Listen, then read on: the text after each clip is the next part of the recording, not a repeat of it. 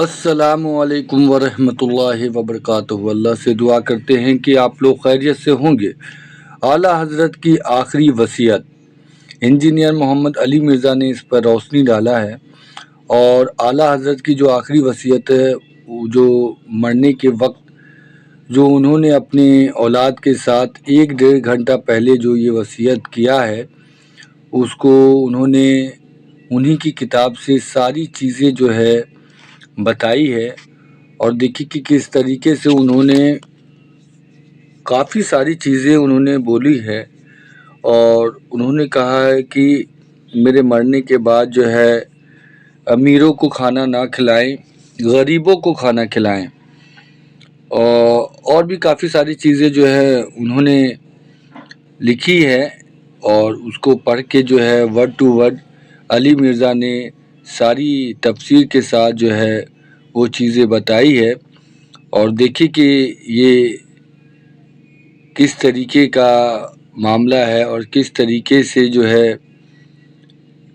علی مرزا نے اسے رکھا ہے۔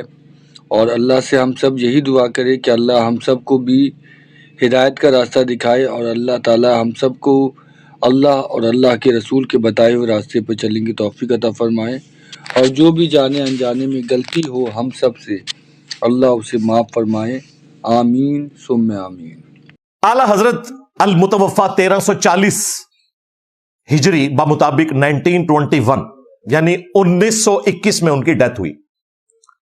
انہوں نے اپنی وفات والے دن اپنے بیٹوں کو بٹھا کر کچھ وصیتیں لکھوائیں کہ میرے مرنے کے بعد یہ کرنا ہے۔ وہ الگ سے پوری بک چھپی ہوئی ہے وصایا شریف کے نام سے۔ اس میں ماشاءاللہ بڑی اچھی وصیتیں ہیں۔ ایک تو انہوں نے وصیت کی کہ میری میت کے اوپر کوئی امیر آدمی آ کے کھانا نہیں کھائے گا، صرف غریبوں کو کھانا کھلانا ہے۔ اور جو انہوں نے مینیو بتایا ہے، اوئے ہوئے ہوئے ہوئے، بریانی، کوفتے، دودھ سوڈے کی بوتلیں، پوری لسٹ دیتی ہے جی کہ یہ سب کچھ پکا کے غریبوں میں تقسیم کرنا ہے۔ اچھی بات ہے، یہ ہم اسے اپریشیٹ کرتے ہیں۔ ہم قائل ہیں کہ مرنے کے بعد میت کو نفع صدقہ اور خیرات سے پہنچتا ہے، اور میت کے اوپر جو کھانا ہے وہ اسپیسیفکلی غریب لوگوں کو ہی کھلایا جائے ایصال ثواب کے لیے۔ بالکل درست ہے۔ پھر انہوں نے آخری جو نصیحت لکھوائی، جس کے اوپر انہوں نے اینڈ پہ والسلام بھی لکھا، وہ 12:21 باقاعدہ ٹائم بھی لکھا ہوا ہے اس میں، 25 صفر 1340 ہجری، اسی دن ان کی وفات ہوئی ہے۔ مرنے سے آلموسٹ 1.5-2 گھنٹے پہلے انہوں نے وصیت لکھوائی۔ اس کے آخری جملے میں ورڈ بائی ورڈ پڑھنے لگا ہوں۔ وہ کہتے ہیں کہ اتباع شریعت نہ چھوڑو۔ خوشی کی بات ہے، شریعت کی اتباع کرو، لیکن یہ شریعت محمدیہ نہیں ہے، صلی اللہ علیہ وآلہ وسلم۔ یہ دین تصوف کی شریعت کی بات کر رہے ہیں، جس کے پاسباں اعلیٰ حضرت بن کر آئے، مجدد دین تصوف، کیونکہ ساتھ ہی انہوں نے لکھ دیا۔ اس کے بعد اگر یہ شریعت محمدیہ ہوتی تو وہ کہتے ہیں قرآن و سنت کو مضبوطی سے پکڑ لو، قرآن اور اہل بیت۔ یہ بات نہیں انہوں نے کی۔ اتباع شریعت نہ چھوڑو، اور میرا دین اور میرا مذہب جو میری کتب سے ظاہر ہے۔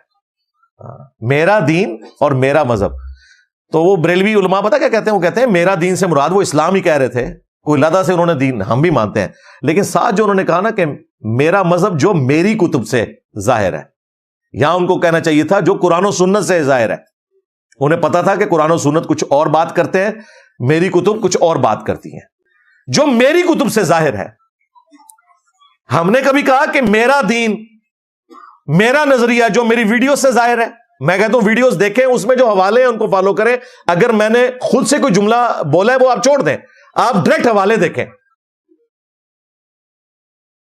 میرا دین، میرا مذہب جو میری کتب سے ظاہر ہے، اس پر قائم رہنا ہر فرض سے اہم فرض ہے۔ اللہ توفیق دے۔ والسلام 24 صفر 1340 ہجری 12:21۔ یہ جناب انہوں نے وصایا شریف کی آخری وصیت کی ہے۔ تو یہ دین تصوف کے کسٹوڈین ہے۔ سب کانٹیننٹ میں دین تصوف تھا، جو پہلے حنفیت کے نام سے تھا، اسی کے لیے ایک مرکزی بنائی گئی، آپ سمجھ لیں خانقاہ یا دارالعلوم دین تصوف کو بچانے کے لیے 1867 میں دیوبند مدرسہ بنا.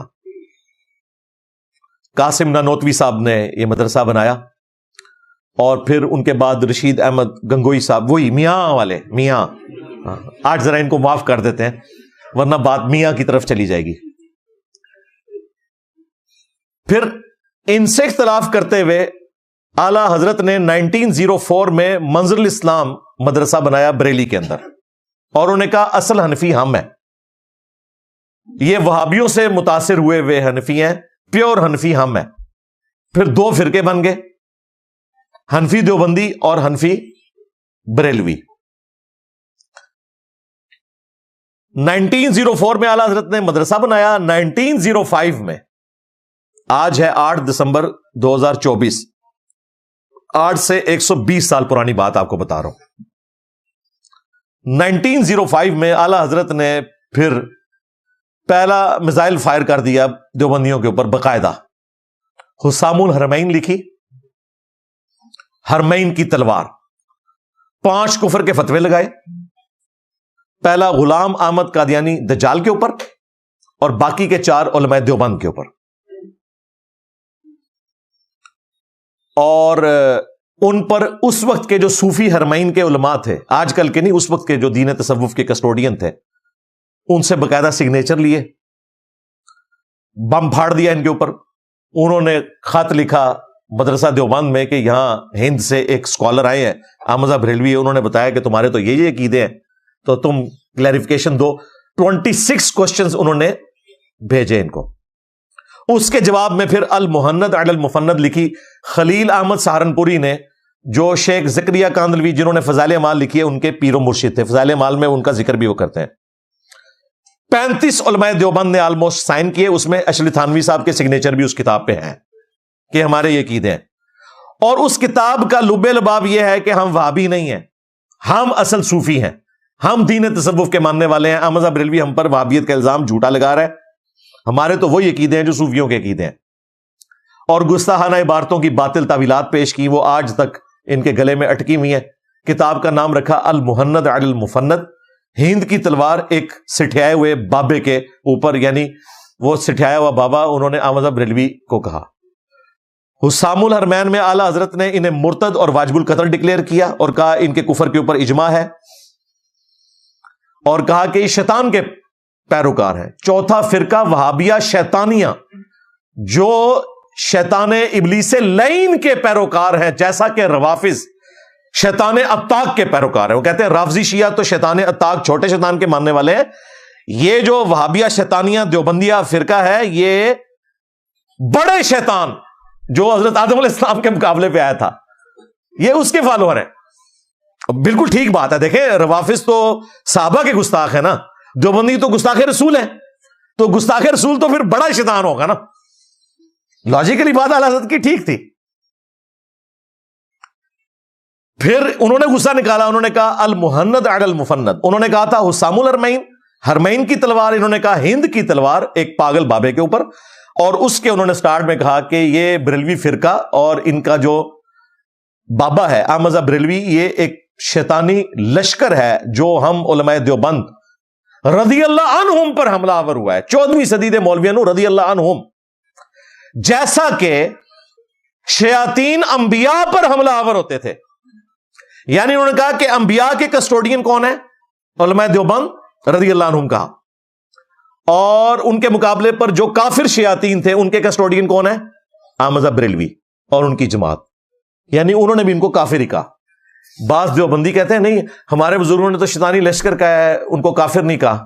ہم نے کہا تھا نا, پرانیاں گلاں, پرانے بانے. انبیاء کے مقابلے پہ جو شیاطین آتے تھے وہ کافر شیاطین ہوتے تھے, مسلمان شیاطین ہوتے تھے. یہ انہوں نے سرخی پاؤڈر لگا کے نا ایک کفر کا فتویٰ لگایا, اور میں نے گرم تولیہ ان دونوں کے منہ کے اوپر پھیر دیا اللہ کے فضل سے. شیطانی لشکر. اور پھر اس میں انہوں نے اپنی کلیریفیکیشن دیتے ہوئے کہا کہ ہمیں یہ وہابی کہہ رہے. انہوں نے کہا ہم وہابیوں کو تو خوارج سمجھتے ہیں, محمد بن عبد الوہاب اور ان کی جماعت کو ہم خارجی سمجھتے ہیں.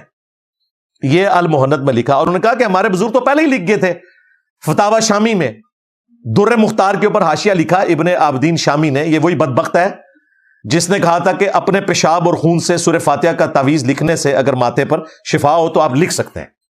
جی 1252 ہجری میں یہ اپنے انجام کو پہنچا. یہ کوئی بہت پرانا نہیں ہے, اس کو مرے ہوئے بھی 200 سال نہیں ہوئے, لیکن اعلی حضرت اور علماء دیوبند سے یہ بڑا ہی تھا کیونکہ اعلی حضرت ان کی رسپیکٹ کرتے تھے.